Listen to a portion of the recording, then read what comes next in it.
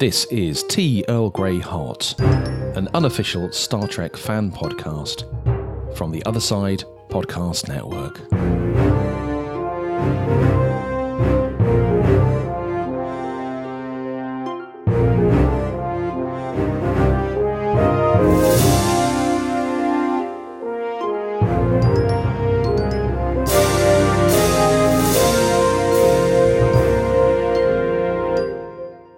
Home.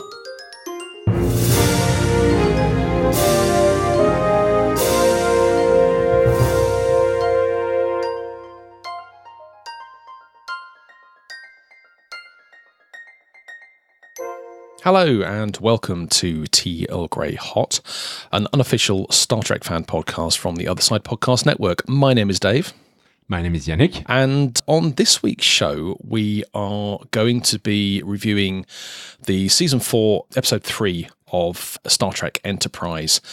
We've got a little discussion topic that came out of a conversation we had earlier on today about the abbreviations used within the Star Trek franchise. And we have our news section as well. Yes, a good show, I believe. Yeah, I think so. I mean, this is a really good episode, but we'll go to that in a minute. Mm-hmm. I think it would only be fair to say thank you very much indeed to Michael Tunnell for joining us on last week's episode. Absolutely. He certainly seemed to enjoy it. I certainly enjoyed it. I did too. I listened to the entire episode during the week, and it was really, really good to have another set of opinions coming in. Yeah. If you are listening to this and think, I could do some of that. Well, if you want to be a guest on a future episode of Tea Earl Grey Hot, then please do get in contact with us and we'll give you full details at the end of the show. Yes, we would like to hear from you and have you on the show with us. So let's get on with the review of Star Trek Enterprise Season 4, Episode 3, Home. So, unusually for Star Trek Enterprise, we don't have a recap per se. Usually they'll give you a very quick rundown of what happened in the previous episode. But I think at the end of Stormfront, the pair of episodes, I think it was pretty obvious what had happened. And I think it would make no sense to recap what had actually happened during those two episodes. So at the very beginning of the episode, we look overhead at a huge, great auditorium with thousands, possibly even tens of thousands of people cheering. And a shuttle pod flies in and lands in the middle of the stage. Archer is then seen approaching Admiral Forrest and quite a few other senior dignitaries who then congratulate him.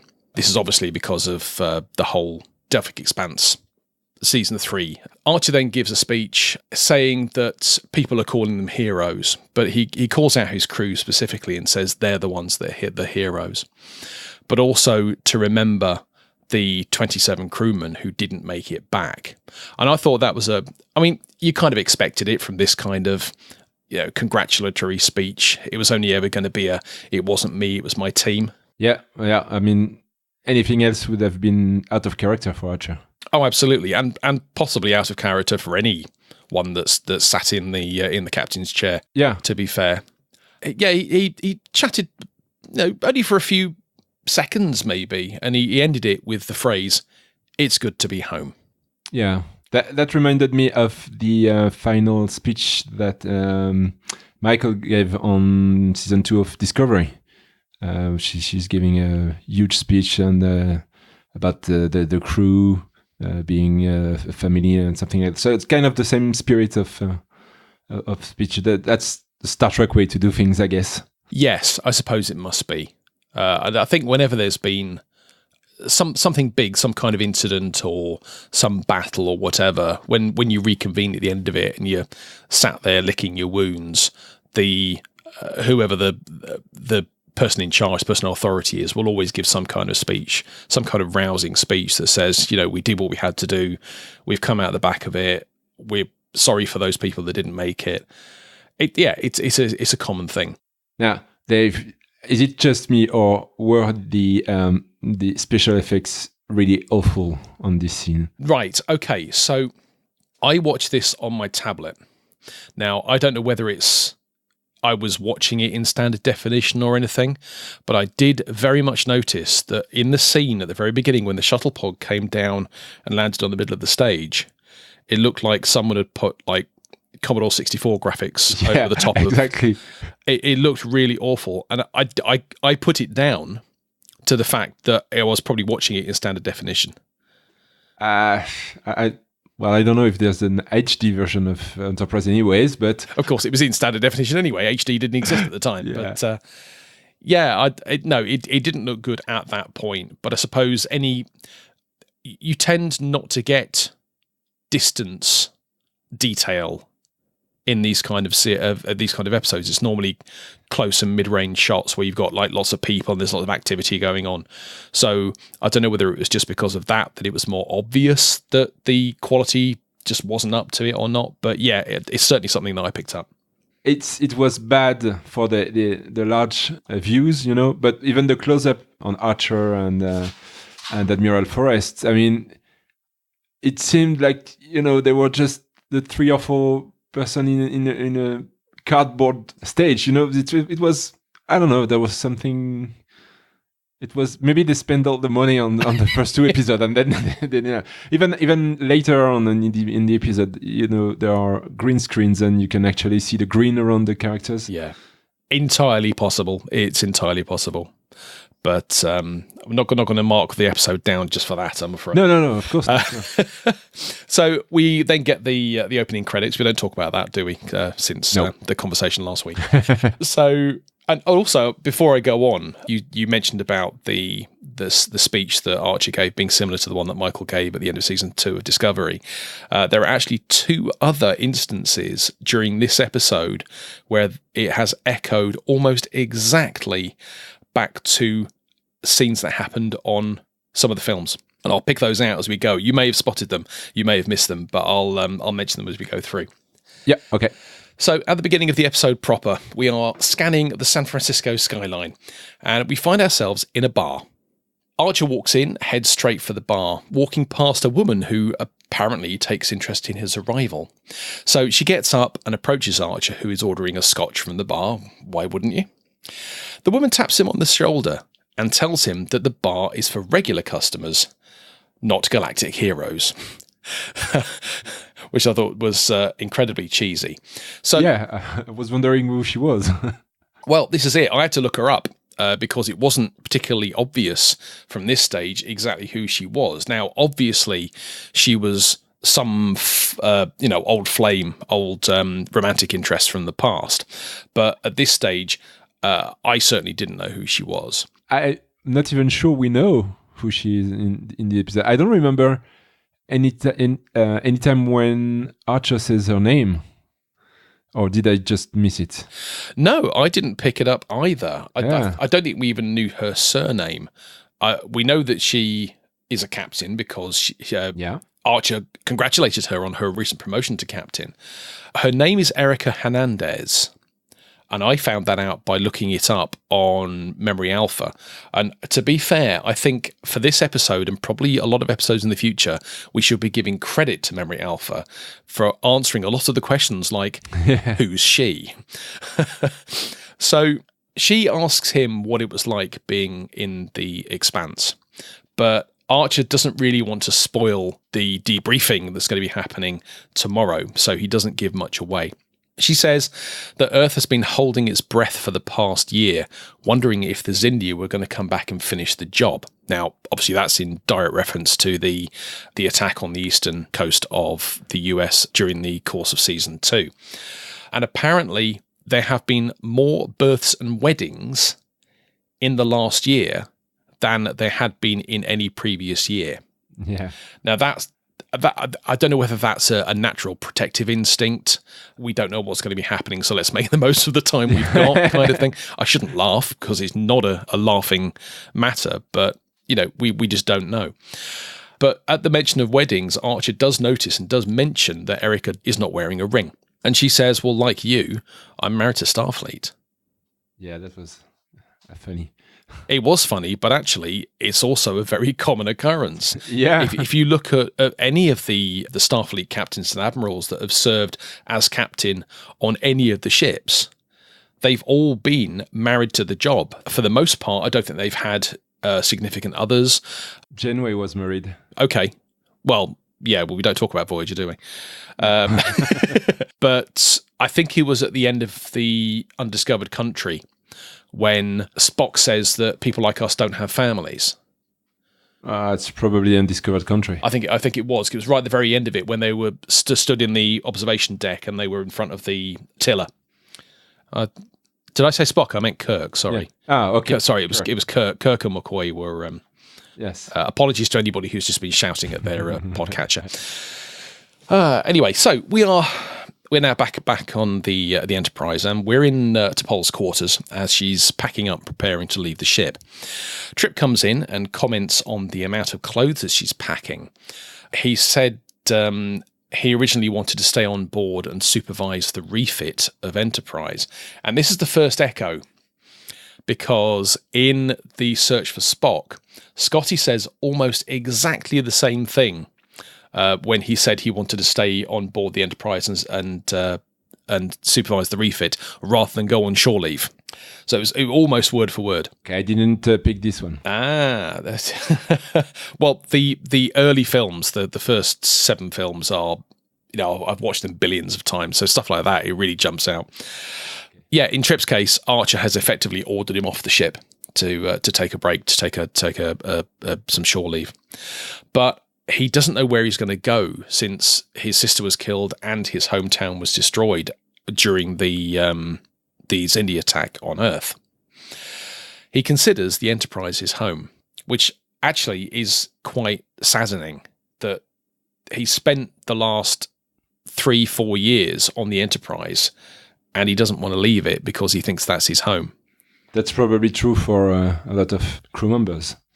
It probably is, but I would imagine crew members on normal circumstances would have family and friends they'd want to go and see. Yeah. But Trip doesn't. And yeah, as I say, it's quite saddening. So T'Pol, surprisingly to me, invites Trip to go with her to Vulcan to stay in a guest room in her mother's house.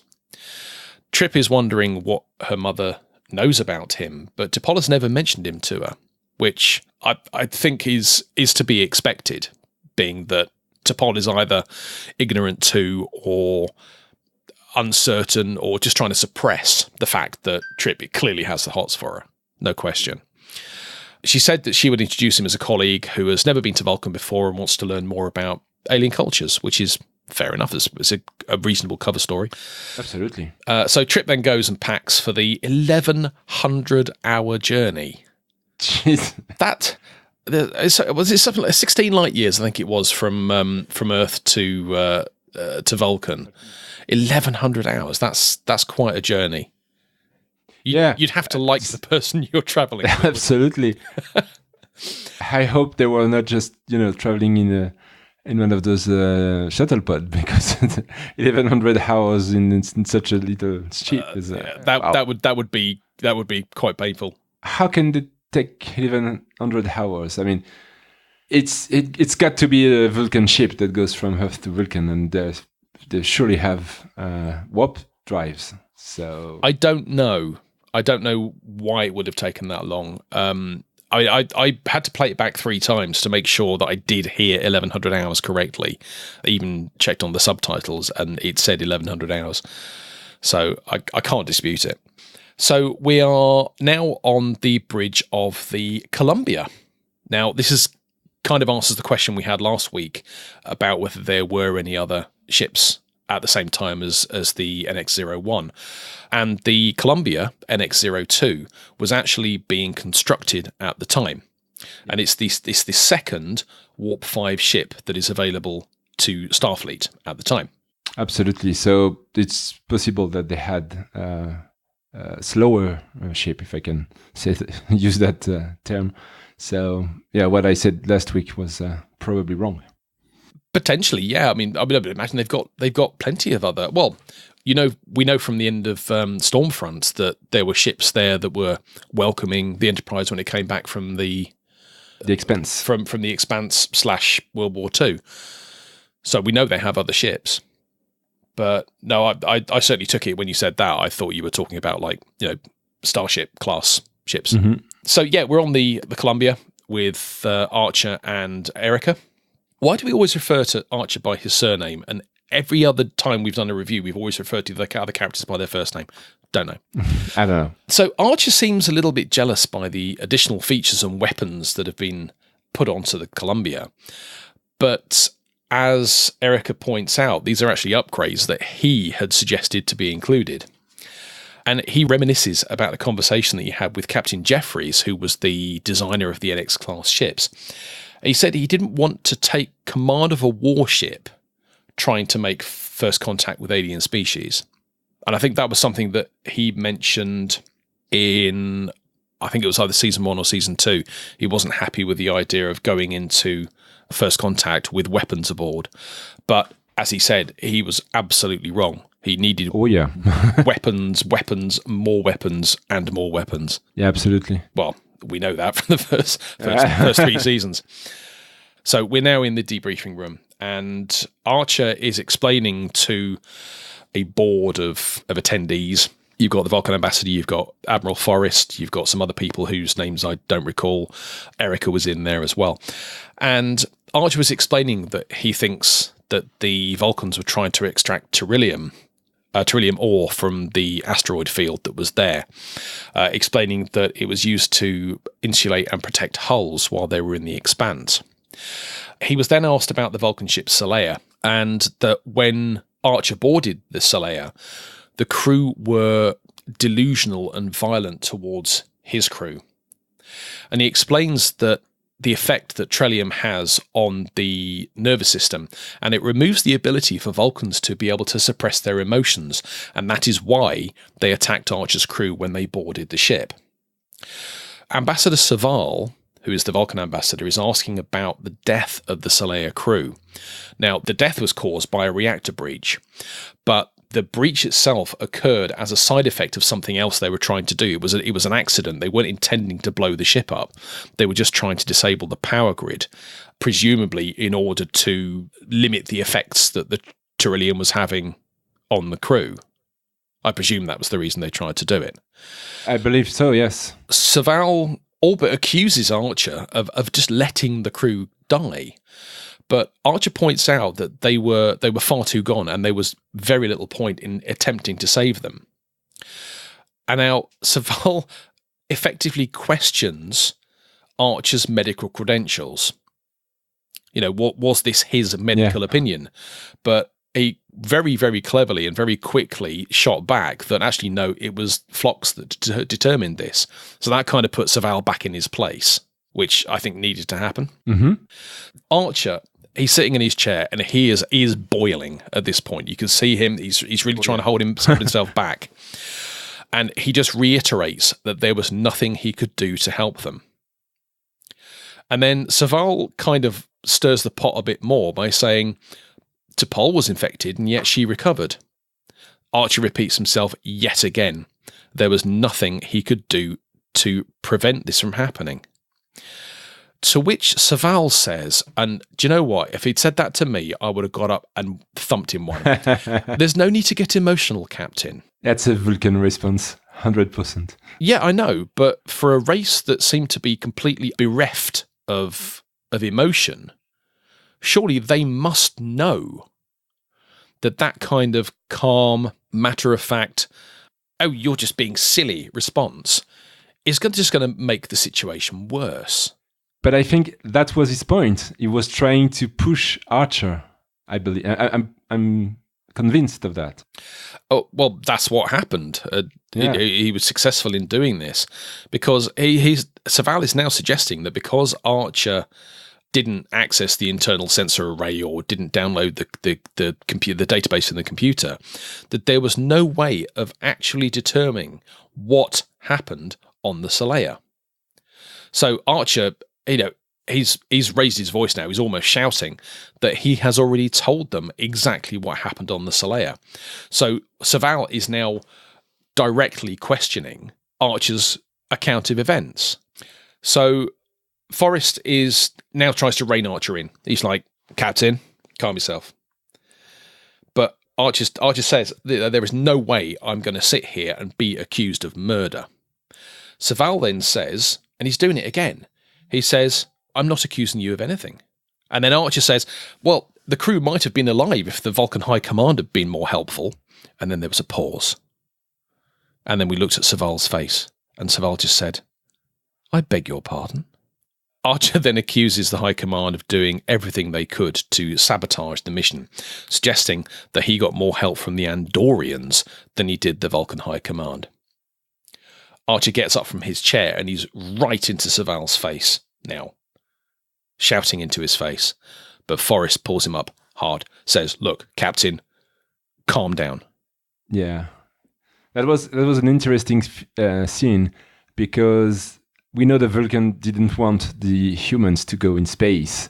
And I think that Soval at this point wants to make a point and have Archer get very shouty and lack respect towards him, and have him suspended or something like that, just to try and stop the humans from going in space. And Archer never liked the Vulcans before they left for the first season. So this scene was like back to the source of this series, the conflict between human and Vulcans, but just in the person of Soval and Archer. And it was really interesting. Yeah, there's a definite lack of respect between Vulcans and humans, certainly between Saval and Archer at the very early stages of the Enterprise series. Yeah. But I don't know. I think this exchange is something's happening during this exchange, and we'll hear a bit more about that later on. So in the next scene, we're still in the debriefing room, but it's now just Archer and Admiral Forrest. Archer accuses Admiral Forrest of taking the Vulcan side, but Forrest, he says he's not on anybody's side, but he does say that Archer was out of line. Archer does something slightly uncharacteristic, and he swears. He says he doesn't see why he should have to justify himself to that son of a bitch. Now, typically, you don't tend to get swearing of any kind on Star Trek. There are obvious exceptions in some of the films. I think if you were gonna do it, and you were gonna do it with impact, then I think Archer achieved that end. Forrest stops, takes a breath, says the briefing is on hold indefinitely, and suggests that Archer takes some time off to clear his head. Archer then says he doesn't need a vacation. And then inevitably, we knew what was going to happen. Forrest then says, that is an order. But Archer is already out the door by the time he says that. So, he just didn't want to hear it. Admiral Forrest is an interesting character, because he never took side with the Vulcan, yet he has to work with them. So he's always, just on at the limit between, agreeing with them, but then not really. And once again, in this scene, during the previous scene, we can see that he's looking at Archer and trying to maybe tell him without words that he needs to calm down. But then in this scene, he says that he didn't take side. And it's always like that. He always has been like that. But in his role, he is in an absolutely impossible position. Absolutely. Because he is the figure of authority representing Starfleet. Saval is the figure and authority representing the Vulcan race. And of course, the relationship between the Vulcans and the humans at this stage is absolutely critical. So Forrest can't be seen to do anything that jeopardizes the relationship between those two races. And at the same time, he's also got to try and protect his direct report. So he's in a situation where he's got to try and balance out the relationship of one of his men versus the relationship with another race. Yeah, and I think it was very well depicted. It was well depicted on the basis that actually he did exactly what he should have done and stayed entirely on the fence. Absolutely. Even though he did manage to protect Archer in the best way he could do, which was to stop proceedings. Because if Archer had carried on, he would have backed himself into a corner he could not have got out of. I agree. We're back on the Enterprise, and this is a funny scene. We see Phlox. Trip thought that T'Pol had lots of bags. Phlox is absolutely laden with bags, and he's preparing to leave the ship. Now, I think, certainly judging by the sound effects, most of his bags were probably taken up with his various pets and critters that he normally keeps in sickbay with him. Mm-hmm. So Malcolm was walking by. He calls on him to help him out. And he says this line, which I think is brilliant. He says, "Why leave the comforts of home when you can take it all with you?" Yeah. Malcolm warns Phlox to take care on Earth, as a couple of aliens have been attacked due to the Xindi incident, suggesting an outbreak of xenophobia. Now, I think for that particular time, xenophobia is a big word. It has big implications.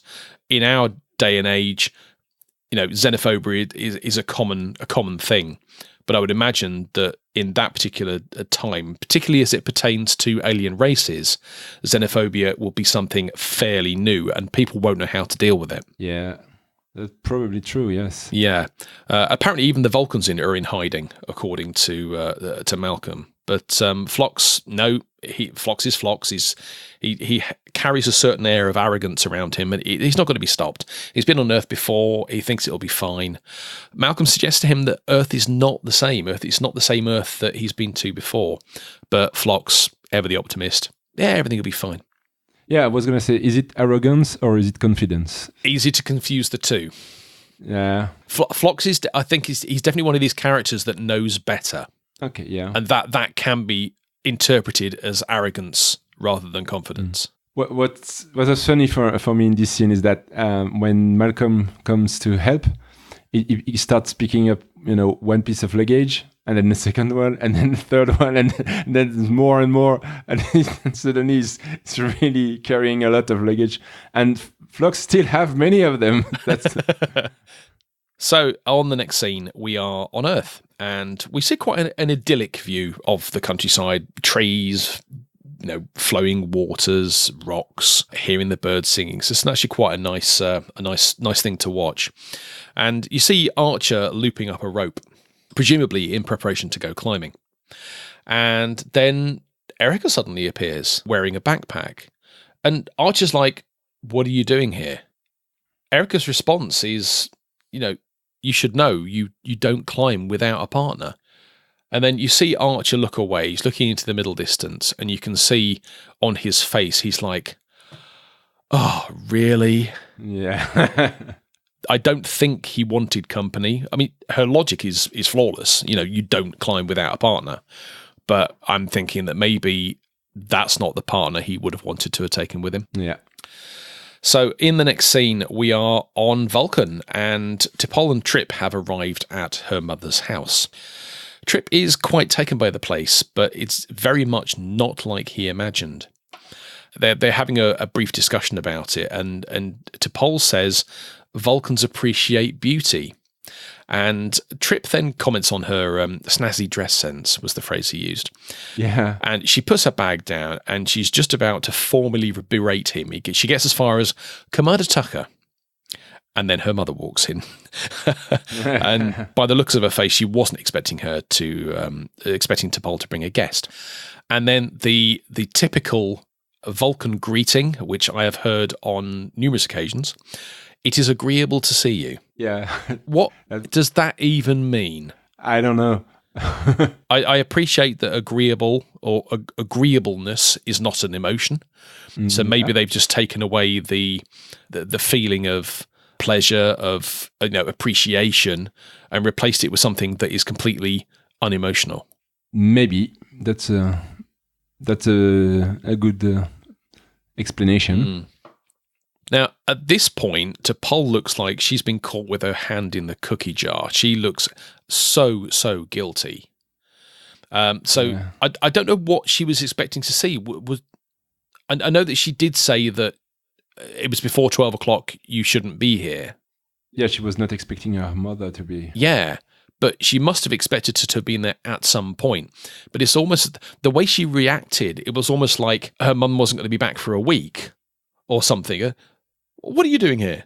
Yeah, maybe I think she was not ready to be seen with Trip, maybe? That's entirely possible. So when her mother shows up and Trip is still there, and that's probably. So Trip introduces himself because nobody sort of acknowledged that he was there. And he gave the traditional Vulcan salute to T'Pol's mother, which I thought, yeah, good on you, mate. That was, if you're going to introduce yourself to an alien race, do it in their style. Mm-hmm. In Vulcan, which I think is rather rude, she asked T'Pol what he's doing here. And she responded with this story that they cooked up earlier, that he was a colleague interested in, in alien cultures, etc. But T'Pol's mother, I haven't told you her name yet, Teles is her name. She picks up on the fact that she has never brought a colleague home with her before. So they go into the house, and Teles directs Trip directly to the guest room. Clearly, an attempt to get rid of him so that she can talk freely to T'Pol. T'Pol mentions about the fact that she wasn't expecting her mother to be home. She should be working at this time of day because it's before midday, and she works at the Science Academy as an instructor.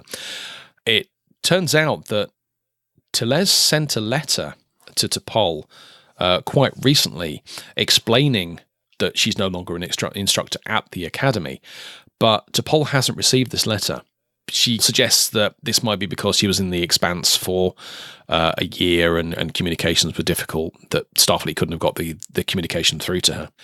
But apparently this is something that she should have known about years prior. I presume from that this is something they discussed as a family, that she would be giving up her role at the Science Academy at some time in the future. But I can't confirm this because it's something that, it's not part of my knowledge of the Enterprise timeline. Teles comes up with the phrase, "There's more to life than one's profession." So this is going to come up again. Actually, there's a number of instances here where the role of family and the duty to the family takes precedence over pretty much everything. So it turns out that another letter has arrived for T'Pol yesterday. So somebody knew that she was going to be going home. And it's from Kos. Now, we've never met Kos before, but the name was mentioned, I think it was in season 1, during a conversation between T'Pol and Trip. Kos is her childhood fiancé. The family pick out, this is how it works in Vulcan family. The family will pick out a mate for their daughter at quite an early age. But it certainly appears that T'Pol is not impressed by the letter and the fact that she's received it. And she says that she has no intention of responding to it, claiming that he is no longer her fiancé. Now, Teles thinks differently, and she says you must respond to that. It would, at the very least, it would be certainly wise to speak to him. Yeah, and T'Pol doesn't seem very happy about that. No. At this stage, I'm kind of wondering why. Yeah. Now, it could be because I think if she was still pure Vulcan, and I mean that in the sense of she spent so much time around humans, she is clearly starting to think and behave like a human. She's learning a lot about human emotions, and if she's kind of picked up on the emotional state that suggests, why would I want to be with somebody that I don't know or that I have no emotional or logical connection to? Why would I want to be with them? Or is it because she's managed to pick up on an emotional bond with somebody else? Aha, indeed. Aha. A couple of things about this section. First, you said that when T'Pol and Teles spoke in Vulcan, you said it's a little bit rude. But the first thing Teles does when she comes is to speak English. So that was something I picked up. Why didn't she speak Vulcan with T'Pol straight from the beginning? Why start in English? So then I thought, okay, so in fact, it's the universal translator, and they just, they didn't bother explaining that. But then after they speak Vulcan, so that's not a universal translator. So why did they speak English in the first place? Well, it could have been the universal translator, and all they were doing at this point by speaking in Vulcan, they are making it clear that whatever it is they're saying, they didn't want Trip to hear it. Yes, but if I'm talking about the producers here, not T'Pol and Teles. Okay. So, but there's something not logical here, and something not logical on Vulcan. It's like I don't know. The thing is, though, we picked up on this a couple of weeks. In fact, no, it was last week that the German officers were speaking to each other in English. Yeah. When you see two Vulcans together, they're speaking to each other in English. Yeah, that's a production trick. And I get it. But to be fair, in some of the films, Genesis, Search for Spock, when Christopher, help me out here, Christopher Lloyd, thank you, was talking, I've forgotten his character's name, to the female captain of the Klingon vessel, they were speaking in Klingon, and we saw subtitles. As viewers, we're not stupid. We can associate subtitles with things that are being said. Now, bearing in mind that the third Star Trek film was quite a few years before Enterprise came out, so why not do us the courtesy of using our intelligence and allowing us to do that again? If you're in Vulcan, you speak Vulcan. Why are they speaking in English? Okay, I accept that. Although, if you watch that scene in The Search for Spock, you will notice they're actually speaking in English. They've just dubbed Klingon over the top of it. Sorry, I pick up on stuff like that. Anyway, back to this episode. In this scene, I thought T'Pol was really agitated. She was really bothered by the fact that her mother was not working at the academy anymore. And yeah. It was an unanswered question. She didn't have the satisfaction of knowing why. Yes, but she's a Vulcan. She shouldn't be bothered or agitated by the news. She should analyze that logically. See, when I watched that, I didn't think like that, and I think that's because I'm ceasing to see T'Pol as a pure Vulcan, because she's displaying so many human traits. I think it's reasonable to view her as a human, or if I can use the phrase, a human sympathizer. Mm-hmm. Yeah, I don't know. Yeah, and that's probably why she's bothered by the letter from her fiancé. Yes. Now, this raises a very good question. I wonder whether she's being bothered by these things because she is now learning to utilize her emotions, albeit in a suppressed manner, or whether she's becoming agitated because she's allowing her emotions to come forward and she doesn't like it. Chicken and the egg. If you think about Generations and possibly other parts as well, when Data had the emotion chip fitted, and it became very apparent very early on that he just did not know how to control, what to do with these emotions that he was feeling. Mm-hmm.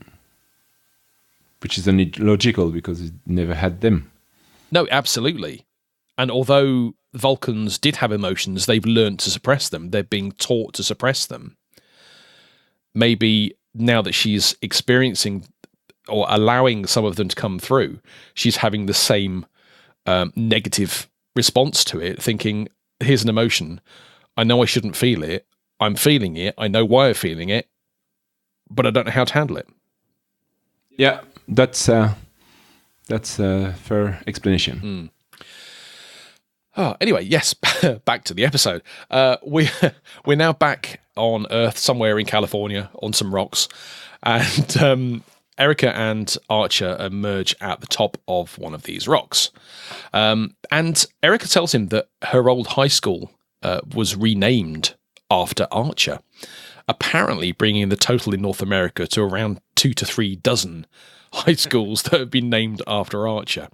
And she kind of jokes that might actually be more than Zefram Cochrane. Cochrane has got named after him. Mm-hmm. But he says, he isn't counting. In fact, no, there's something about that later on. So there's more climbing, and she asks Archer if he's had a chance to look at the senior officer profiles that she gave him on the bridge of the Columbia. Now, I didn't mention that the first time round, but when they were discussing about whether you should be going into first contact situations with a vessel loaded with weapons, she handed him this data card, which contained, I suppose, CVs, resumes of the candidates for her senior officer positions. And he suggests to her that she might want to find somebody with more field experience to fill the tactical role, perhaps even a Mako. And she's not happy with the concept of having a military officer on the bridge.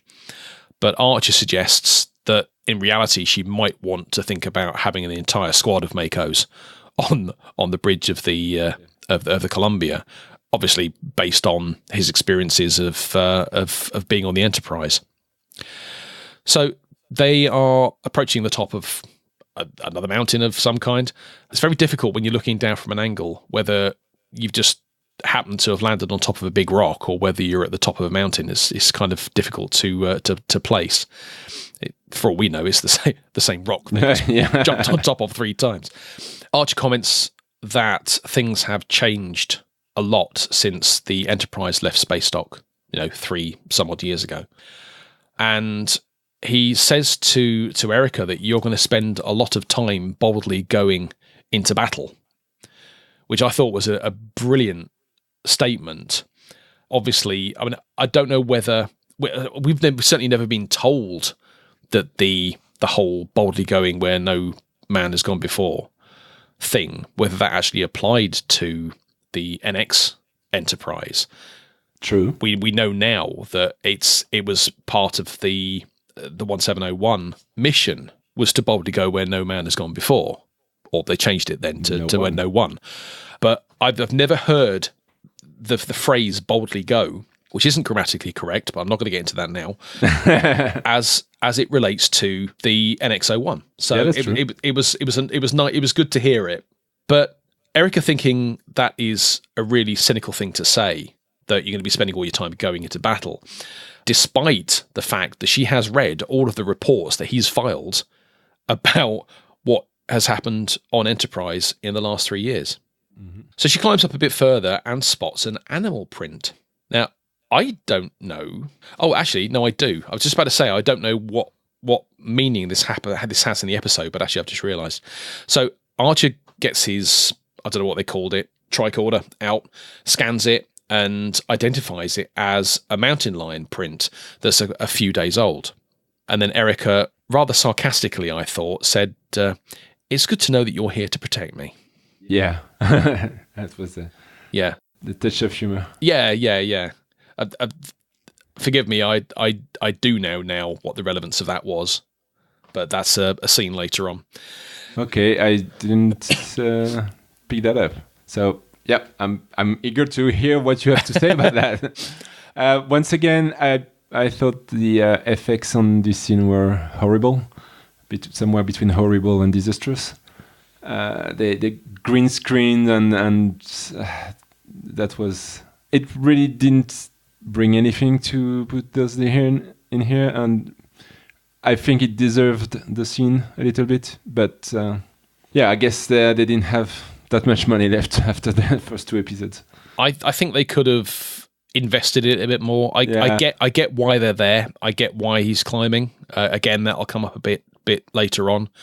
But I did take the time to look into the filming locations of this particular episode, and it will not surprise you to learn that the episode was filmed entirely in a studio. No, I can see that on the screen. Yeah, so I think they could have done more with it, definitely. So we're back on Vulcan, and it's morning, and T'Pol wakes up Trip to inform him that it's expected that guests should prepare breakfast. Trip saying, "Oh, what time is it?" She says, 0400. He's not happy.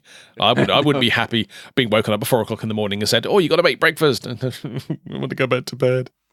So next shot, we're in the living room. They're eating breakfast with T'Les, who still wants to know why it is they're visiting. T'Pol responds, "I didn't think there had to be a reason."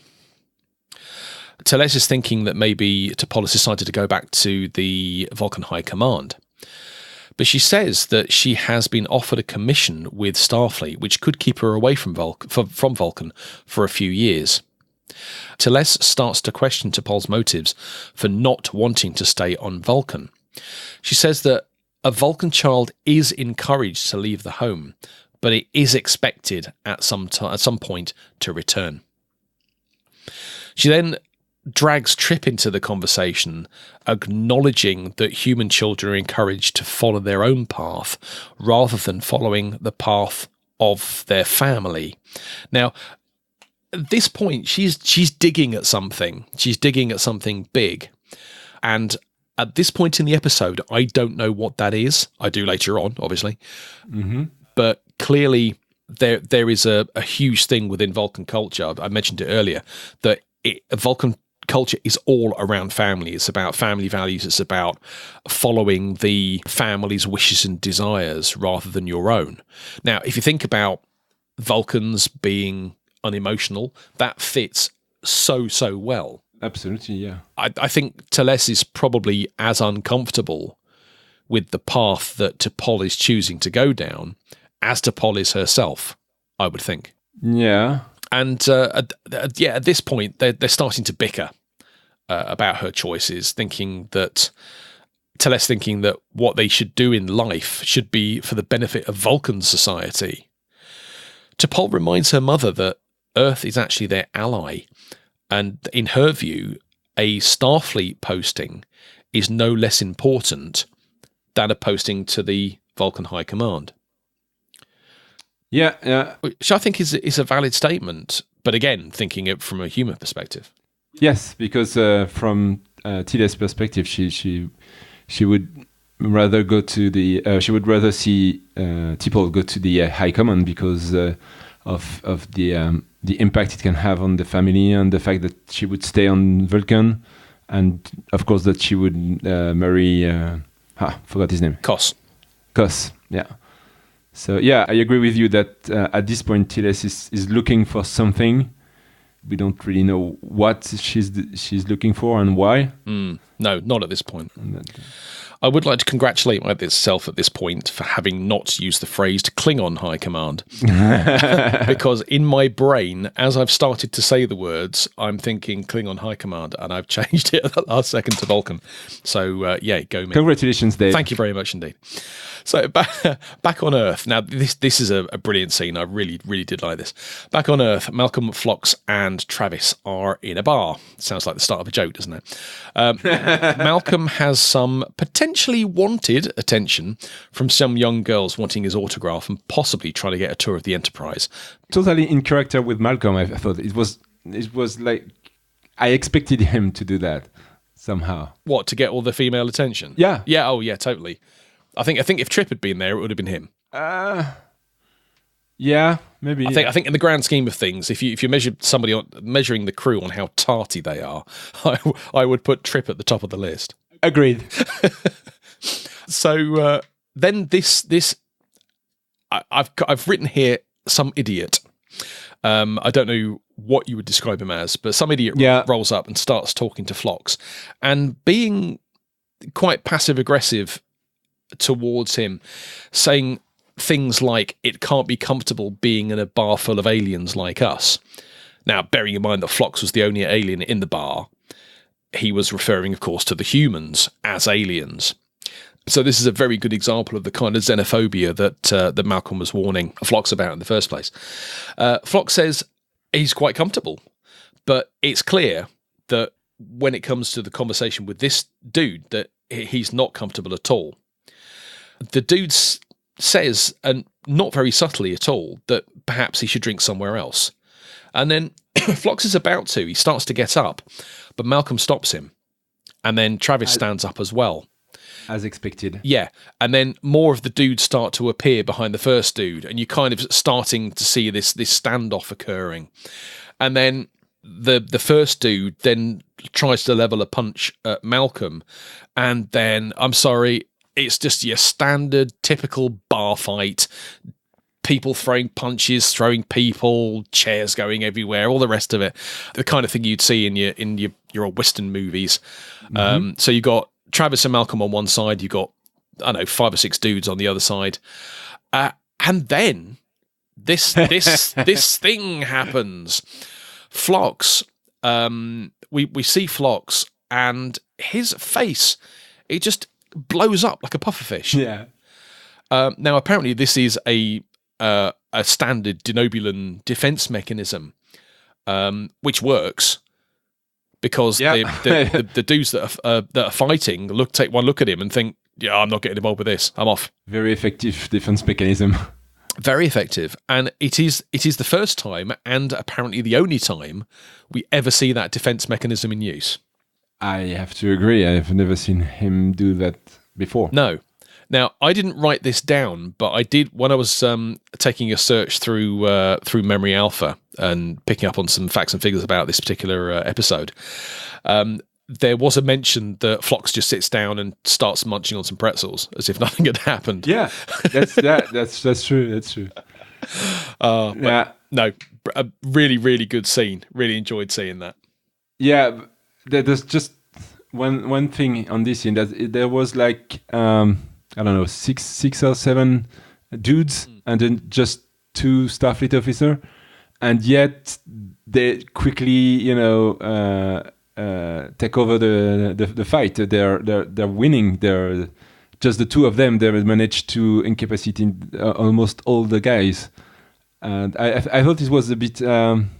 They shouldn't have been. How do you say that? Victorious. I mean, if the 7 guys who were to jump on them, they shouldn't have any chance, and yet there were, the heroes, Starfleet heroes, and just the 2 of them. They managed to contain the 7 others. I thought it was a little bit, too much, maybe. Whilst I agree with you, I'm also kind of accepting of that particular scene because if you go back to, I think it was the early part of season 3, when Hayes, one of the Makos, comes he's on the Enterprise, and he's kind of in this power grab with Malcolm when they're doing like close body combat training and stuff like that. So the crew, certainly the officers on the Enterprise, they will have been combat trained. Whereas these chaps in a bar, they probably just pick on people who are less powerful than them. The fact that they had 5 or 6 or 7 of them in the first place means they knew they had no chance of succeeding in close combat with Travis and Malcolm in the first place. Okay. You could also equate it to, I don't know, let's say a Bond film where you've got 15 heavily armed submachine guns all firing at James Bond, and they all miss, and then he just pulls out his Walther PPK, fires a bullet, and takes one of the people out straight away. Yeah, okay. It's a similar kind of concept, and yes, it is, let's say, creative to that extent. Yeah, I mean, I accept that from a James Bond movie because that's in the vein of those movies, but I don't know. Maybe they should have taken 1 or 2 guys off before the fight. I don't know. Just something I noticed. It is a perfectly valid observation, and it's certainly good to mention it. So we are once again back on Vulcan. I would like to say I really appreciate not bouncing back and forward between scenes quite so quickly as they did in Stormfront. But yeah, we're back on Vulcan, and Trip and Teles are talking. Trip starts off by thanking her for letting him stay at her home. She points out, in a very Vulcan way, that gratitude is an Earth custom. But Trip mentions that T'Pol says thank you all the time, and she says she has noticed that. So it's more of the acknowledgement and recognition that the human behaviours are rubbing off on T'Pol. Mm-hmm. He said that he wishes that he had a home to go to. Of course, his having been destroyed by the Xindi. And then Teles just comes out and says it. She says, "I know that you're romantically involved with my daughter." Yeah. He said that he was attracted to T'Pol the first time that they had an argument, and that he'd never had fun arguing with anybody before. And he said, it was my impression that T'Pol hadn't mentioned this before. But T'Pol didn't tell her.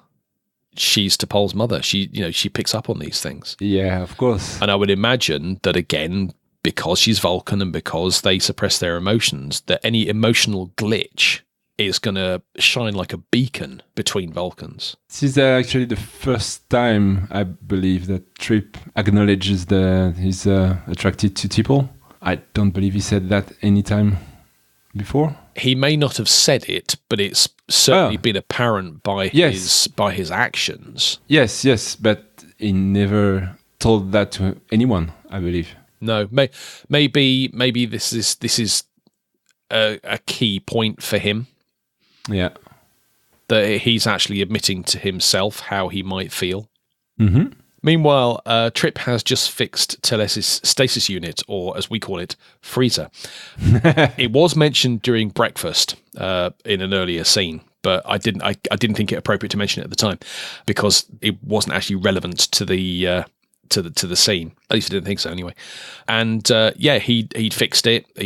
Apparently there was a field phase alignment that was out or something.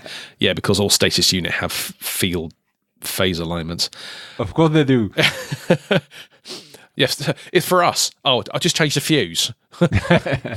But she then asks, rather cheekily, I thought, if he could fix her food synthesizer as well. While you're there, I suppose. Yeah. And there's a knock in the door, and this is interesting. Teles says, "Could you get that?" Why? We don't know. But... Why would you want somebody who's a guest in your house that you've never met before, that you don't necessarily trust, to open your front door for you? Yeah. Unless she knew who it was. Mm-hmm. Uh-huh. Because it was Koth. Ta-da! Awkward. Now, he wants to speak with T'Pol. He wants to know more about her time on Enterprise. She wants to know why he's here. He says, well, I think that's obvious. Now, she says she's not interested in marriage at all.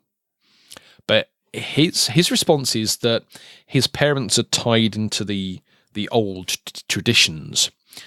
I'm now thinking Koz is an absolute coward, because if he's... I don't know that the whole family thing and how important family is to Vulcans and all the rest of it, but for goodness sake, man, grow some backbone.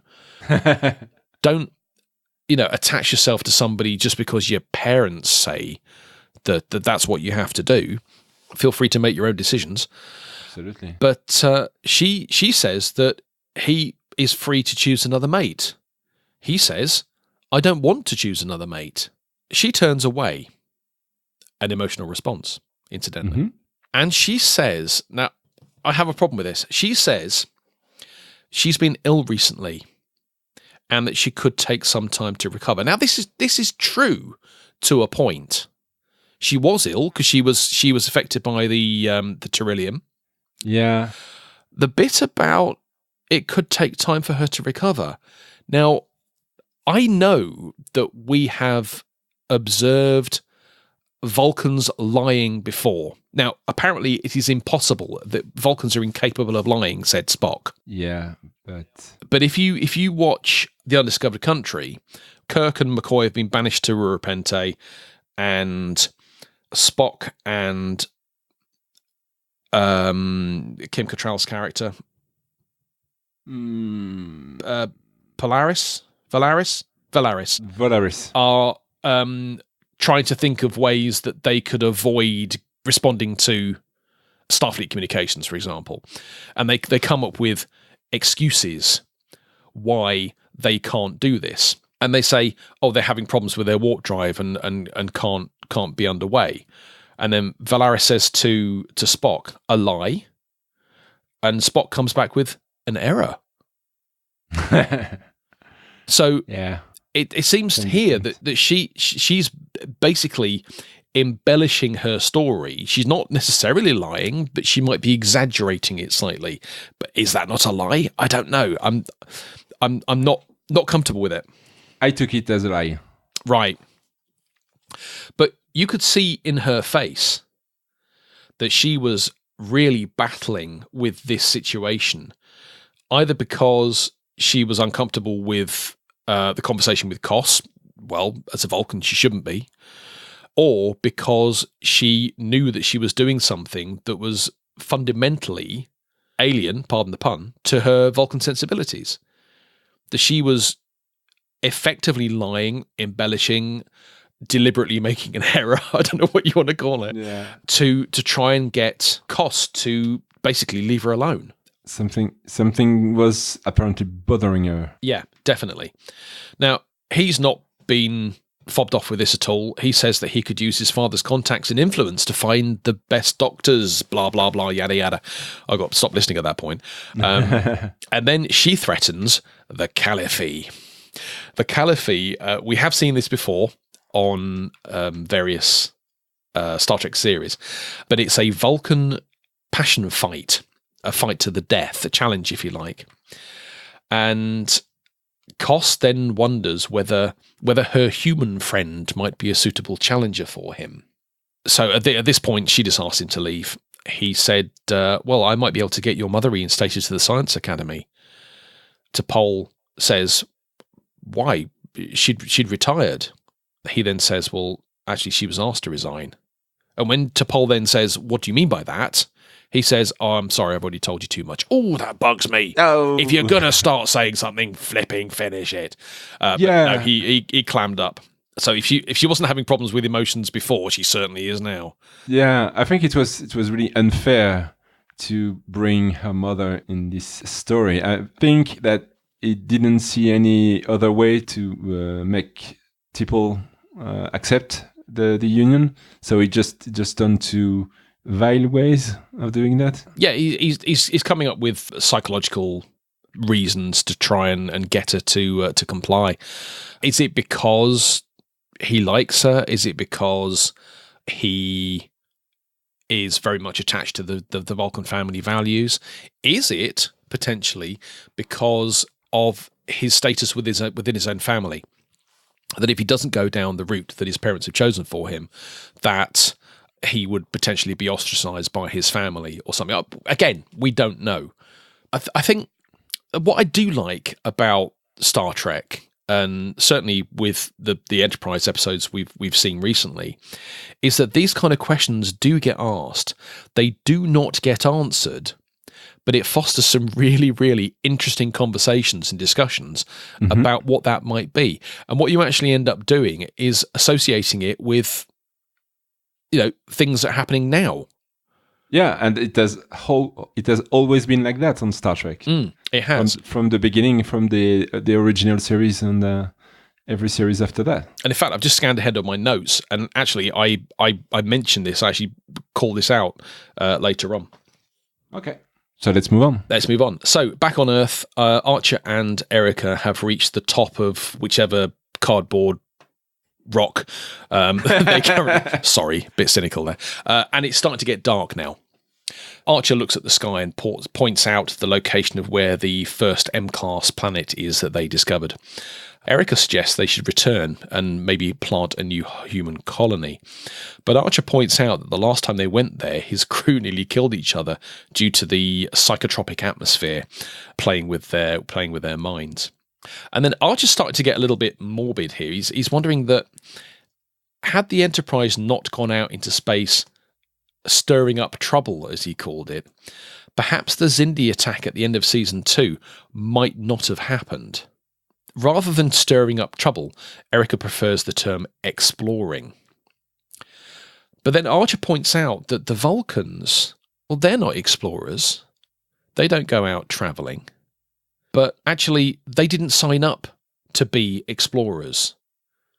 They signed up to go out there and do basically whatever is necessary to deal with every situation that they come up with. But then Archer says that she might feel differently about that after she's delivered a few dozen eulogies. Yeah. He's going really deep here. Yeah, I guess maybe he's got survivor's guilt, something like that. Yeah, and that becomes very apparent in a future scene. Mm-hmm. That he is really struggling with what's happened and the people he's left behind and the circumstances he's left behind, probably also including the occupants of the Saleya. Yeah. So all this is weighing down on him at the moment, and you can see he's descending into a pretty dark place at the moment. Absolutely. We are back on Vulcan, and T'Pol takes this opportunity to confront her mother about her, open quotes, retirement, close quotes.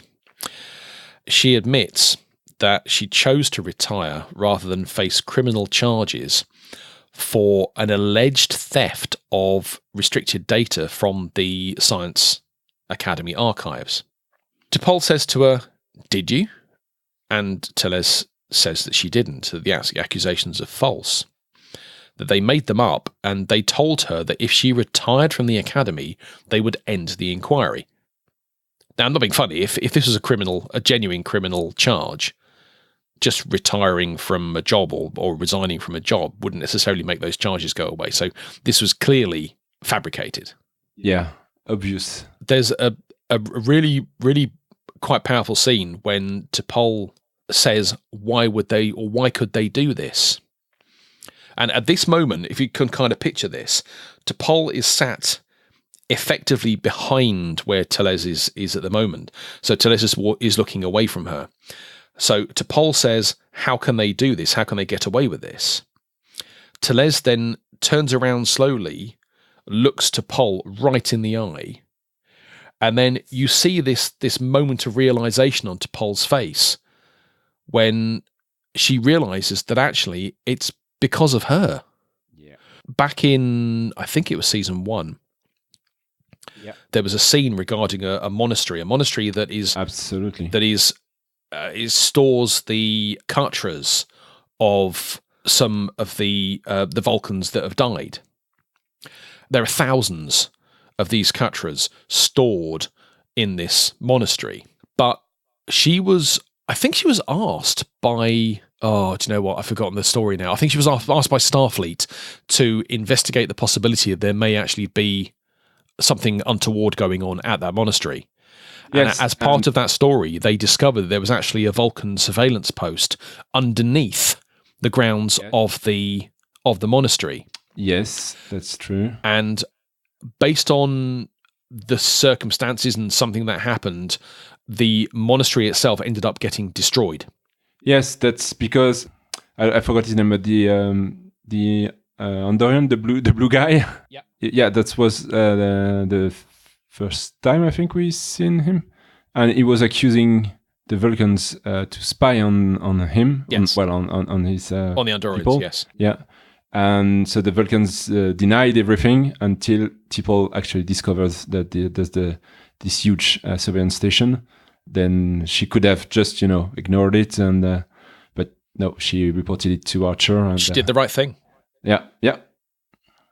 And that's why the Andorian now owes Archer, how do you call that? To owe him a service, something like that? Yes, I think at the end of that particular episode, the Andorian chief dude said to Archer, well, we owe you a debt.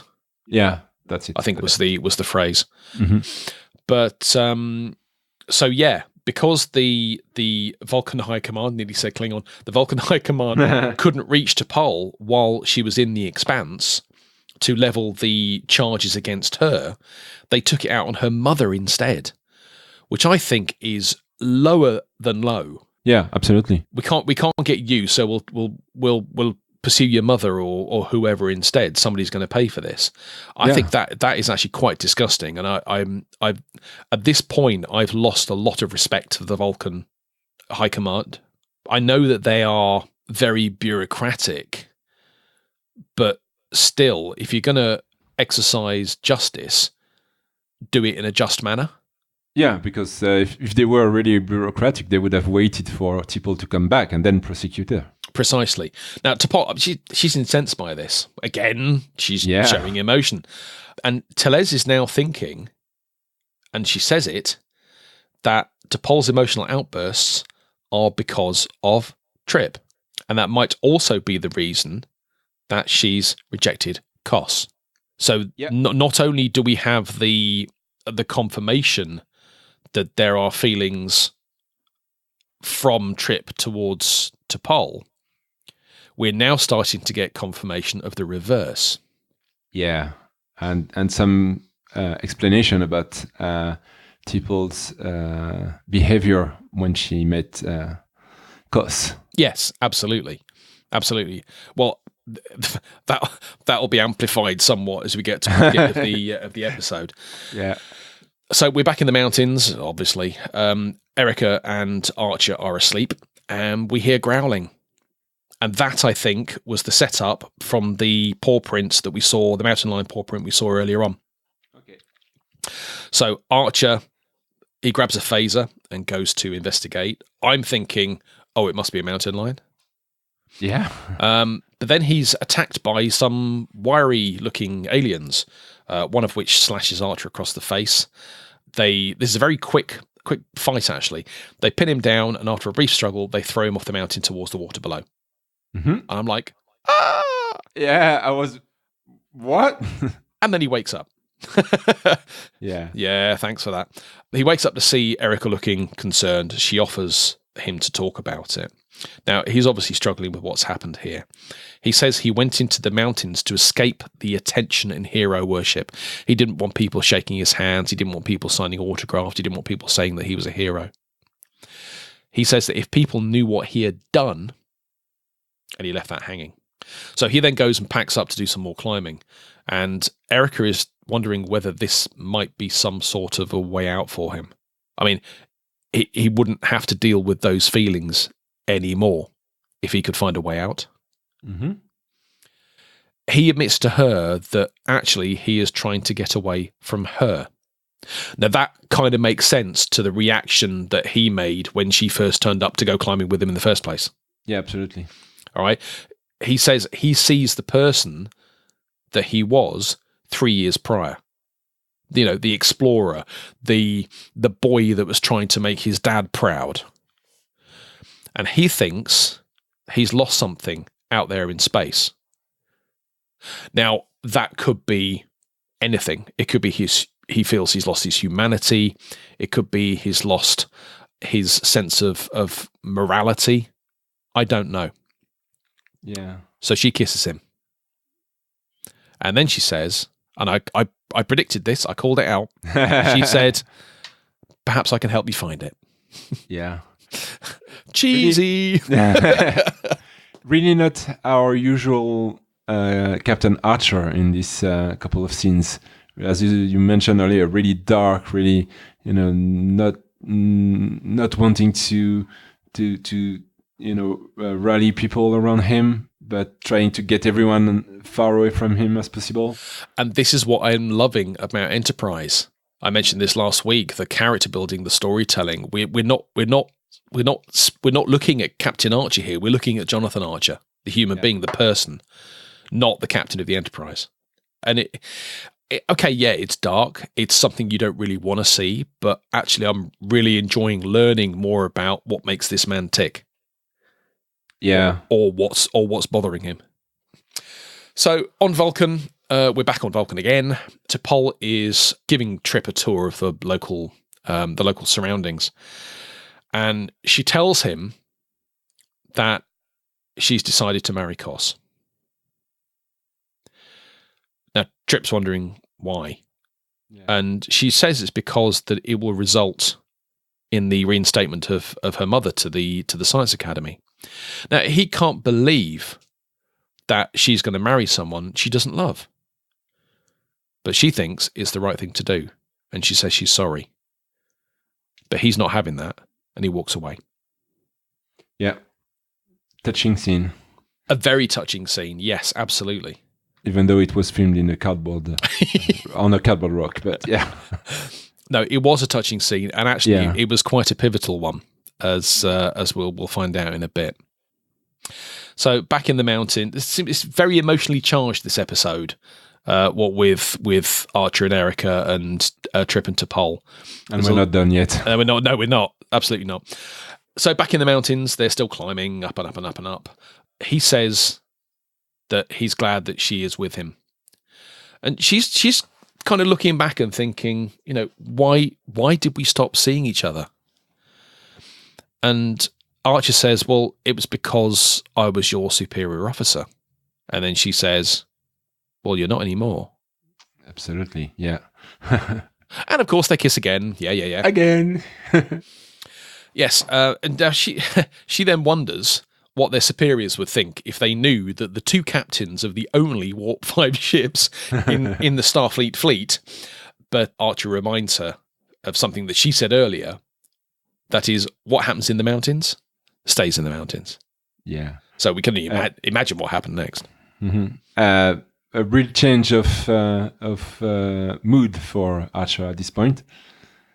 A cheery captain? Yeah, he's a lot more cheery. I think the kiss that she planted on him a couple of scenes ago kind of grabbed him out of his funk.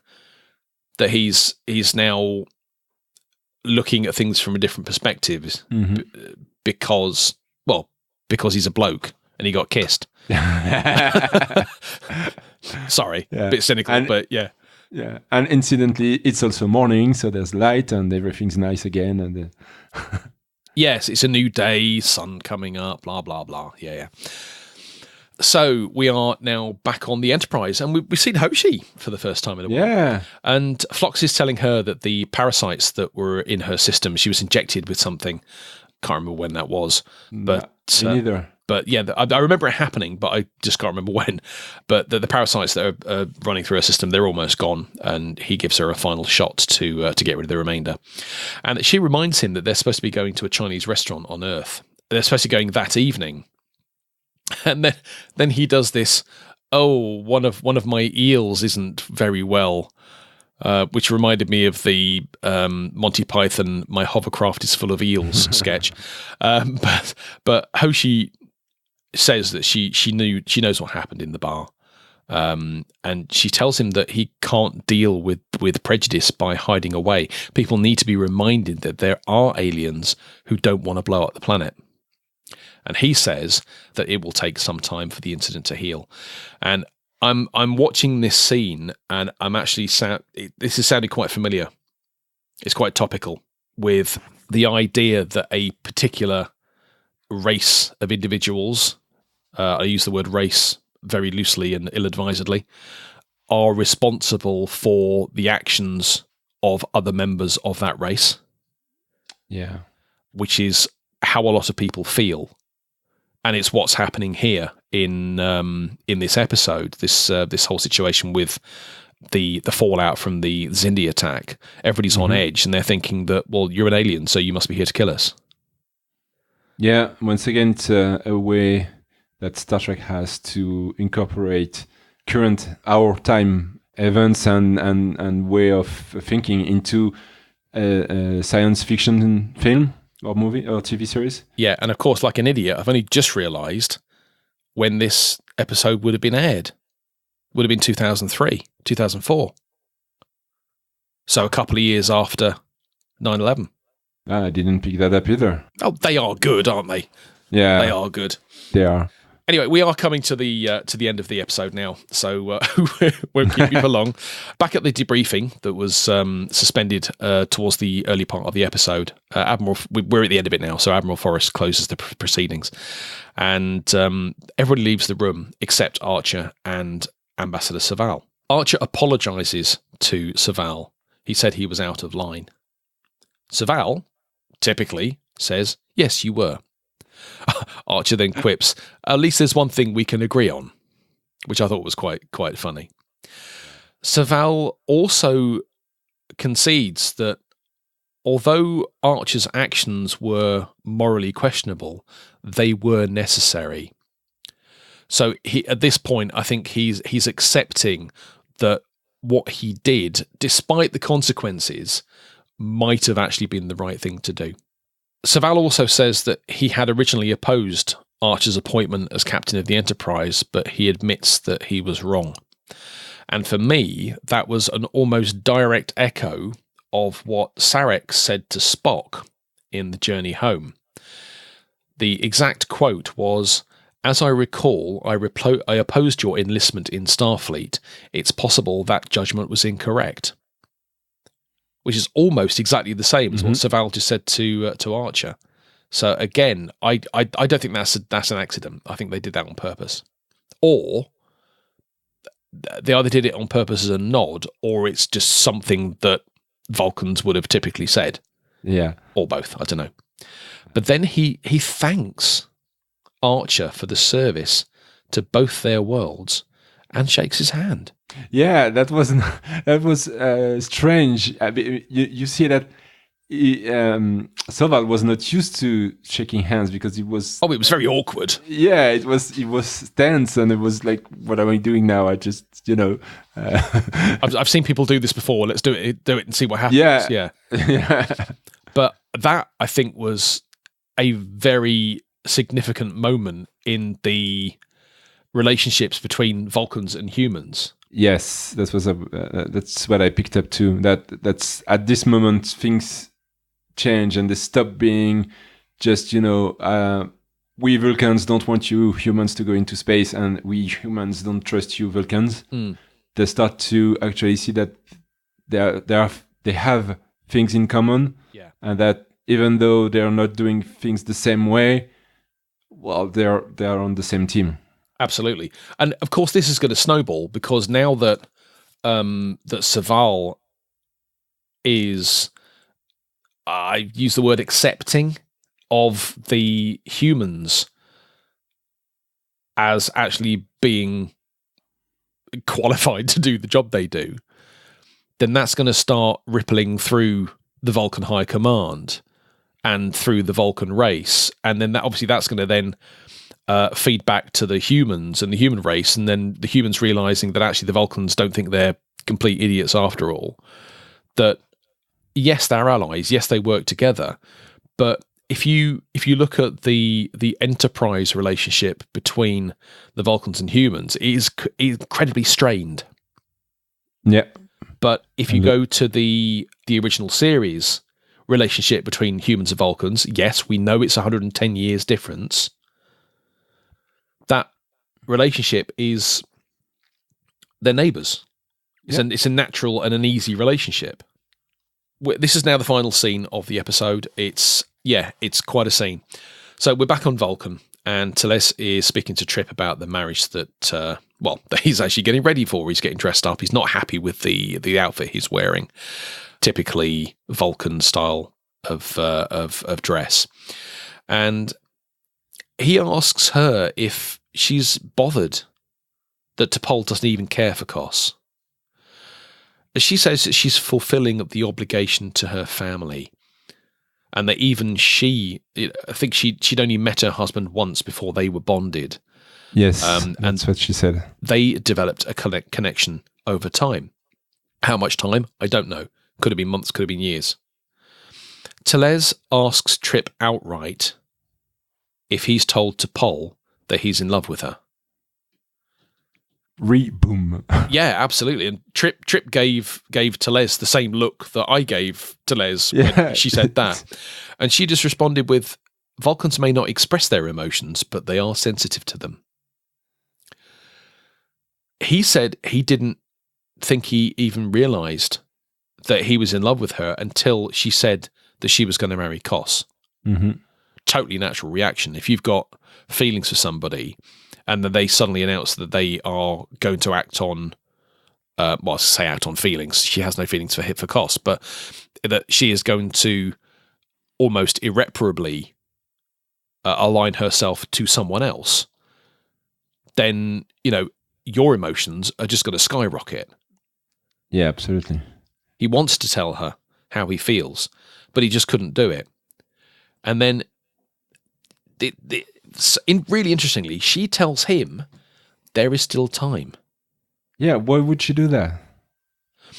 She said, Teles said, she doesn't approve, but T'Pol deserves to know all the facts. Now that's a Vulcan response.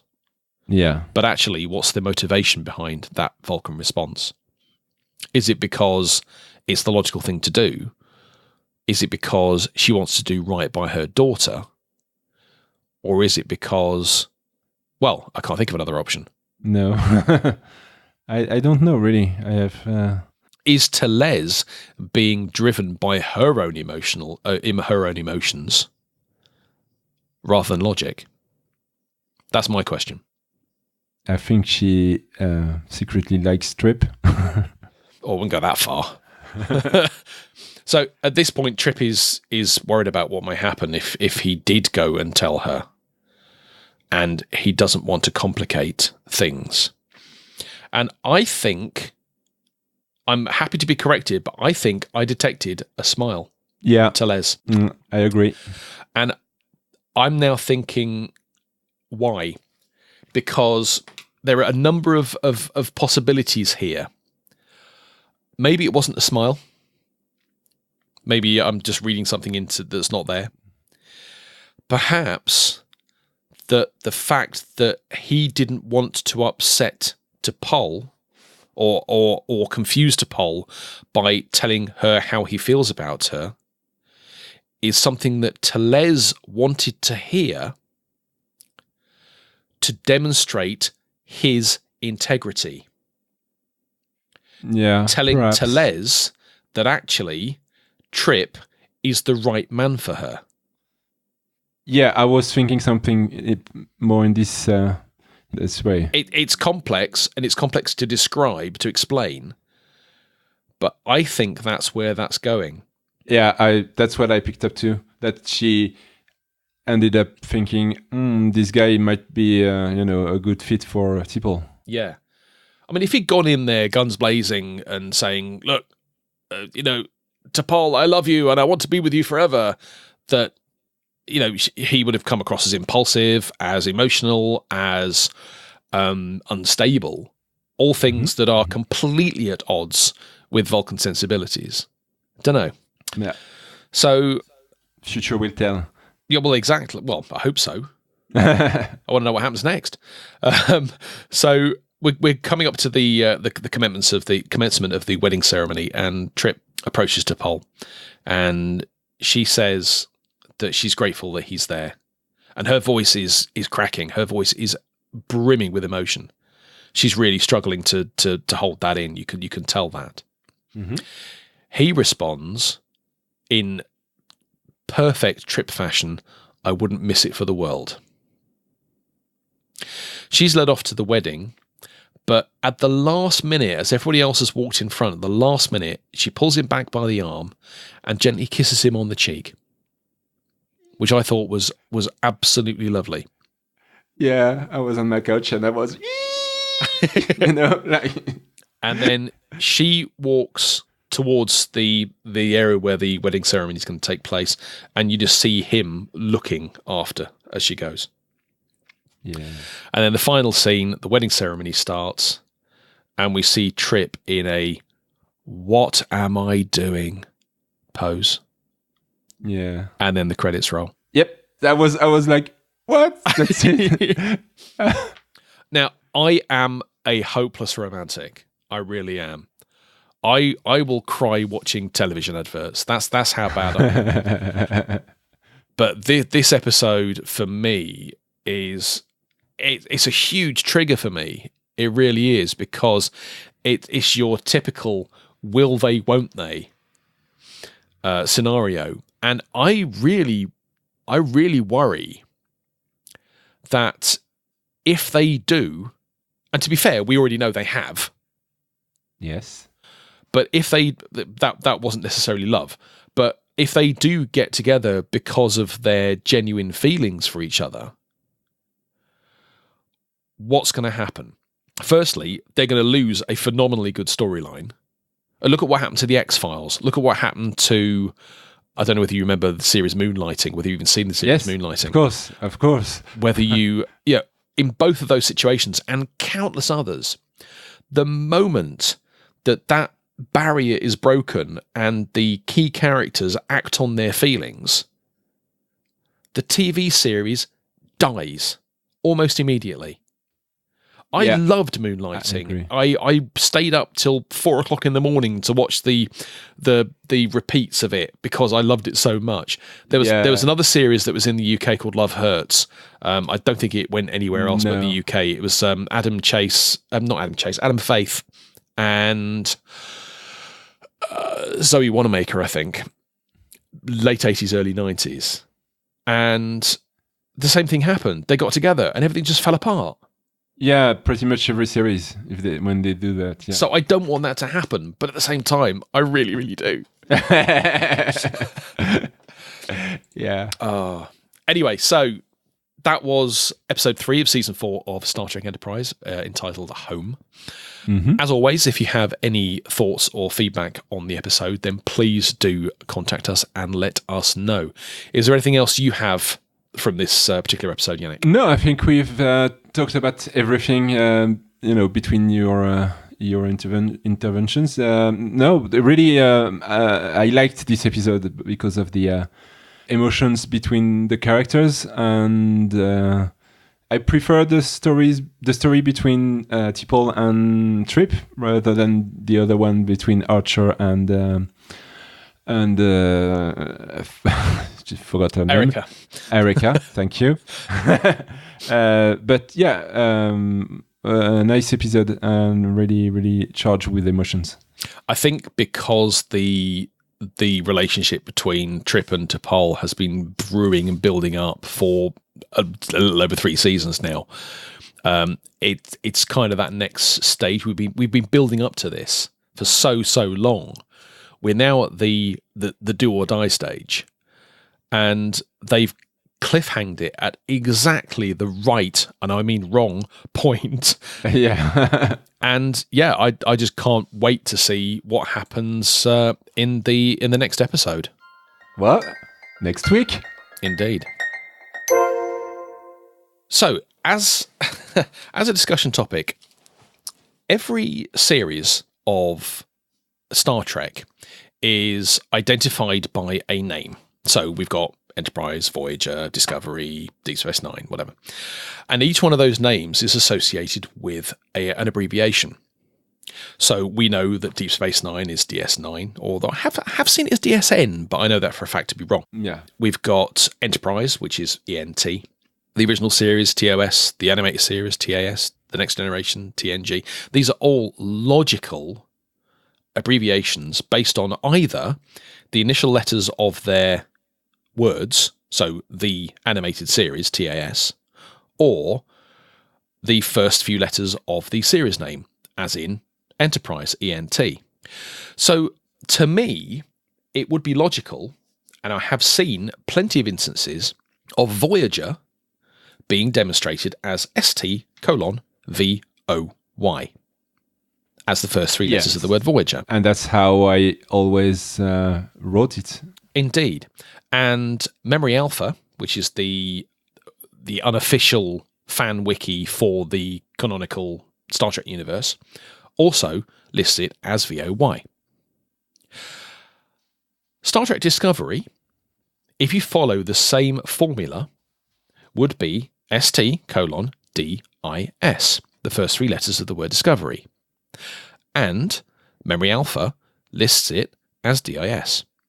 Well, I have learned today that officially those two are wrong. Yes, and that bothers me. It bothers me as well because what they have given them makes no sense. Voyager is not VOY, it is VGR, Victor Golf Romeo, VGR. I have never ever seen it written like that. No, nor have I. Until today, in fact. Yeah, until this evening, actually, when I checked it out. And Discovery is DSC.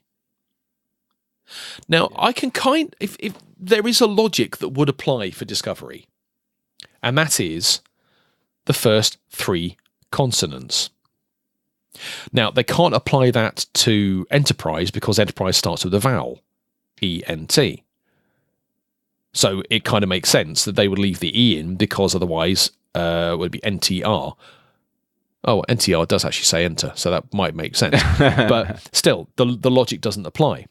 So DSC, I can kind of see it. That makes sense. In fact, Picard, I think, is PIC as well. So that kind of makes sense, unless they want to make that PCR or PCD or something really stupid. But the Voyager one bothers me more than Discovery does. Yeah, the Discovery one, there's photographic proof that the shuttle pods are marked DSC and then the number of the shuttle pod. So I guess that makes it officially official.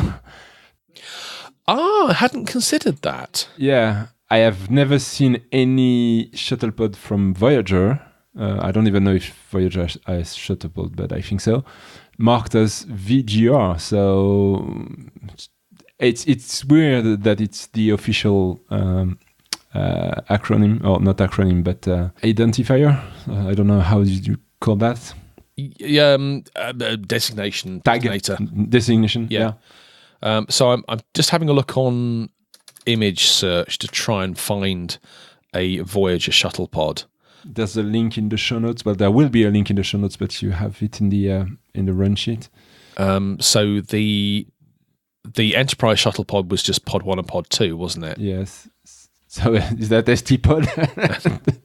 Ent01. ST pod, yeah, that would work. The Star Trek shuttle Voyager doesn't have VOY or VGR on the side. It just has USS Voyager and then a number. Why choose VGR instead of VOY? I have no idea. I have no idea at all. But it was... I can't remember the name of the chap now. I had a link which I'll dig out and put into the show notes, but it's somebody on Twitter who apparently is a Star Trek superfan, and he's considered an authority on Star Trek. And he's the one that actually came up and gave all of the correct abbreviations for all of the series thus far. Is that John Von Sitters? That's the Badger, yes. Vice President of Product Development of Star Trek. Oh, okay. Star Trek things. All right, so he is quite important then. Yeah. Didn't mean to play him down, but no. So he said the official abbreviations are TOS, TAS, TNG, DS9, ENT. So we agree with those ones, and then VGR and DSC. So okay, DSC I can agree given the photographic proofs that we had, but VGR I doesn't make sense. Disc is more descriptive than dis, so I kind of get that. V'ger, that was a character from something, wasn't it? That was the name of the. That was the thing on the first movie. The first of course it was. Of course it was. Which was V'ger. Yes. Maybe that's why they chose that. But interesting. Sad if it was, but yeah. V'ger, Voyager, V'ger. I have nothing more to say on this. It just doesn't make any sense. It's illogical, Captain, to use DSC and VGR, in my opinion. If you're going to go down that route, stick with initials of multiple words or the first three letters of the series. So, dear listeners, what do you think? Should it be? Is it logical that it's DSC and VGR, or do you think that it doesn't make any sense? Send us feedback. We will tell you at the end of this episode how you can reach us.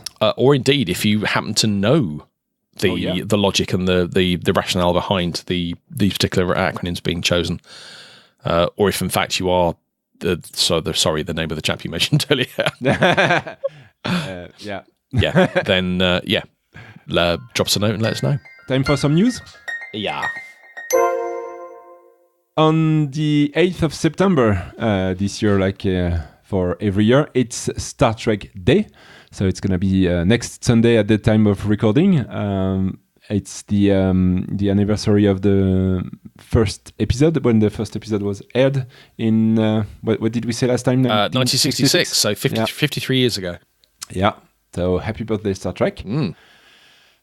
In the news too, we have a book that is called Star Trek Discovery: The Enterprise War, that came out last week or 2 weeks ago, I think, at this time. And this book will reveal where Enterprise was during season 1. I have bought the audiobook the audio version of this book, and I'm listening to it right now. So I will make a review once I'm done listening. Do we know whether this is genuine? This is actually where it was, or it's fan fiction? No, they worked with CBS to actually make that an official story. Excellent. Interestingly, they could have actually made a series out of it. Yes, well, we still have hope to have a Star Trek Pike story, so maybe this is going to lead into it. I don't know. I wonder what the abbreviation for that would be. PIK? Can't be Pick. That would confuse it with Picard. Yeah.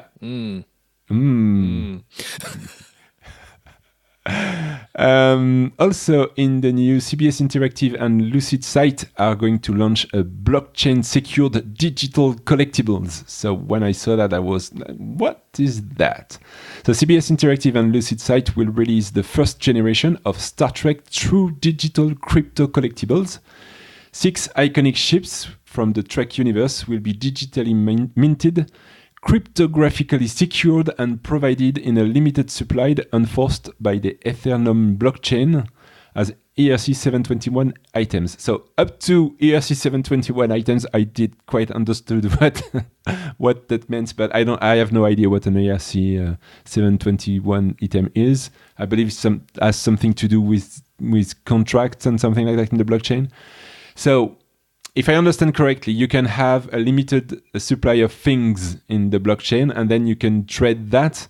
So that's going to be like, basically that's going to be a JPEG that you're going to trade. I believe something like that has a certain value.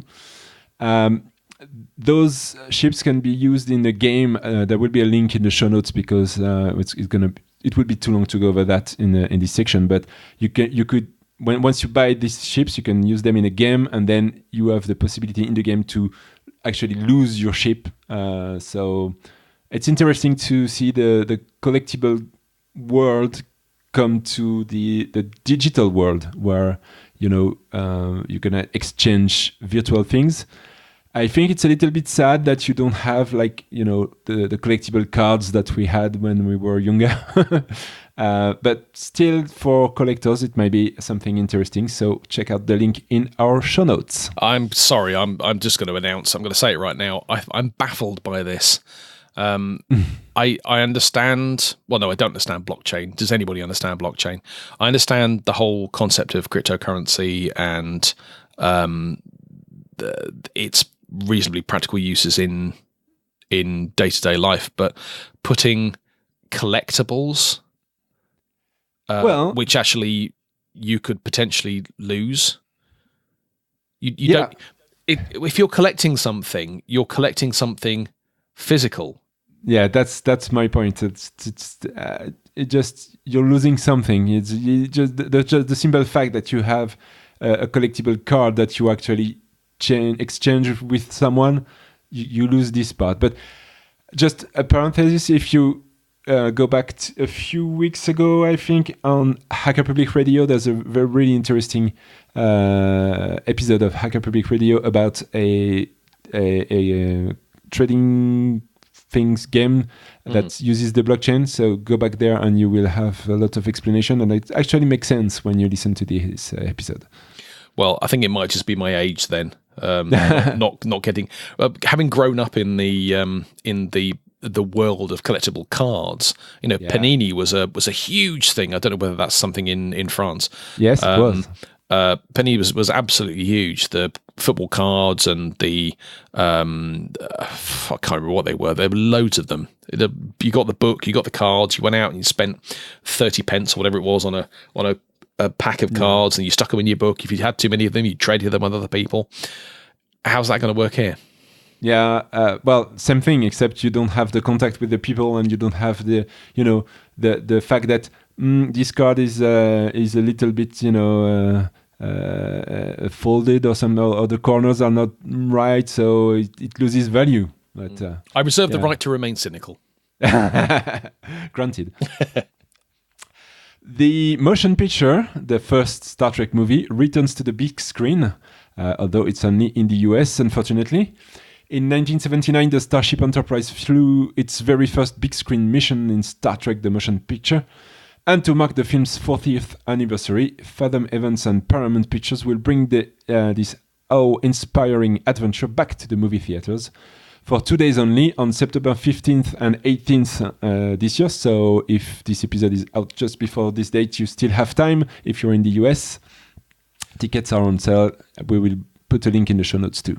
I wonder if it could actually end up making it to the UK as well, because certainly in some cinemas around where we are, some of the big cinemas, we're seeing rescreenings of films like Jaws, Independence Day, some absolute classic movie blockbusters, and with this one being as landmark as it was, being the 13 years into the Star Trek franchise, a motion picture, it could well end up appearing in more cinemas. That would be great. Well, I go and see it, certainly. I'm pretty sure we won't have that in Switzerland, but we can always hope. Well, you've got it on DVD, I'm sure. Yeah, well, of course I do. Well, buy yourself a big projector and a big white sheet. Yeah? Yeah. That would work. Jobs are good.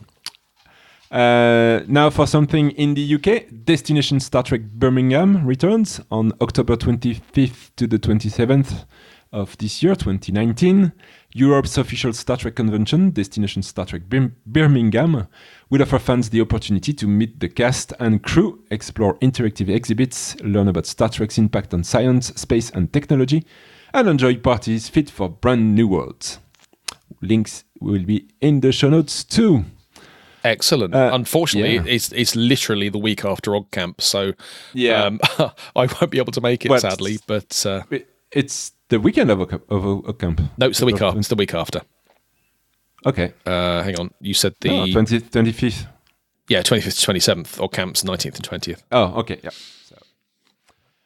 A good news: Star Trek Discovery Season 3 will be more optimistic, according to none other than Jonathan Frakes, director and on the Star Trek Discovery series. Star Trek fans can expect a return to traditional Star Trek optimism in Star Trek Discovery's third season, according to Jonathan Frakes. The former Star Trek The Next Generation star is a regular director on the CBS All Access series. There will be a link in the show notes to this news, and that's I don't know if it's really good news or not, but since the series is a little darker than usual Star Trek, but then they've been thrown I don't know how many years in the future. So if they want to fit with the rest of the canon series, I guess it's a good idea to align the mood of the series. I don't know. We'll see when season 3 comes up. It'll be an interesting one for sure. I mean, Jonathan Frakes he's done so much directing in Star Trek universe. I've never found fault in anything he's done. No. Even when he directed The Librarian, he did a good job. Now, something that I would classify as speculation. Michael Dorn says Worf series would fit so well in current Star Trek universe. So I don't have much to say about that, except that Michael Dorn is trying to pitch a Worf Chronicles series to the powers that be. And apparently it's one day it's a great idea, and the other day it's just they don't want to hear about that. And they would probably be in a mood to maybe try something with a pilot that he wrote back in I think 2012. So check out the link in the show notes, and why not? I mean, Worf Chronicles. Another Star Trek series. I'm all for it. I think I would enjoy that. I think Worf as a character has a lot of scope. I particularly appreciated it when he was in The Undiscovered Country as his own grandfather, because I don't know. It was good to see across the generations, if you pardon the pun, him playing the effectively the same character in two two different series. I haven't seen Deep Space Nine, so I haven't seen him in that. But I think, as a character, I do honestly believe he's got a lot of scope. And anyways, there's no such thing as too much Star Trek, so it would be great. It would be great to have. Well, if I disagree with that, you'd be doing a solo podcast. Absolutely. Oh, I'll find another co-host. You couldn't replace me. No, I know. And that's it for the news this week. So what is left to do is some housekeeping, and we've promised you to give you some information about how to contact us, and you can do that first by going to our website at tearlgreyhot.org, where you will find all the reviews we talking about, and also all the show notes for this episode and the many ones to come. Yes, and of course, if you do have any feedback on the specific episode, you can drop a comment at the bottom of the show notes page itself. Absolutely. And if you want to use more traditional and old school methods of sending us feedback, then you can send us an email, electronic mail. It's the future, you know. Feedback at tearlgreyhot.org. Yeah, and when it comes available, we're going to have a subspace channel for that. I like what you did there. Okay. You can also join us on Twitter, twitter.com/TEGH podcast. As we said last week, we aligned our Twitter name to the Facebook one. And talking about Facebook, well, if you want to join us on Facebook, that's facebook.com/TEGH podcast. And of course, it's also worth mentioning that we will quite happily accept reviews and ratings on whichever podcast platform that you have found this episode. Of course. And the big news, of course, the highlight of the week is we now have a group on Telegram. Thanks to Dave. Well, all I did was create it. So if you want to join us on Telegram, if you're not a member of Telegram user already, then sign up. What more reason could you need? So you can find us at t.me/TEGH podcast. Oh, what a coincidence! It's the same ID. Yeah. No, I did that. Yeah. Also, this podcast is a member of the Other Side Podcast Network, as you could have noticed by the jingles at the end of our previous episodes. So if you want to check out the many, well, not that many yet, but soon to be many shows we have on the network, you can check out our website at otherside.network. And yes, that is a real top-level domain. Yes, when we first looked at it, I mean, the network is over 3 years old now, but when we first looked at it, we didn't believe that .network was actually a domain, but yeah, it is.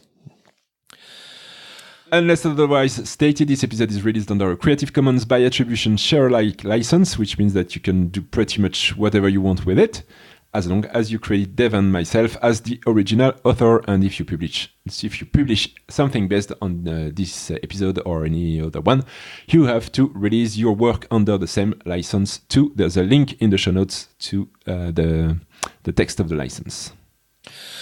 Absolutely. So all that really remains then is to thank you very much indeed for listening. We hope you enjoyed it. Do let us know if you did. Certainly let us know if you didn't.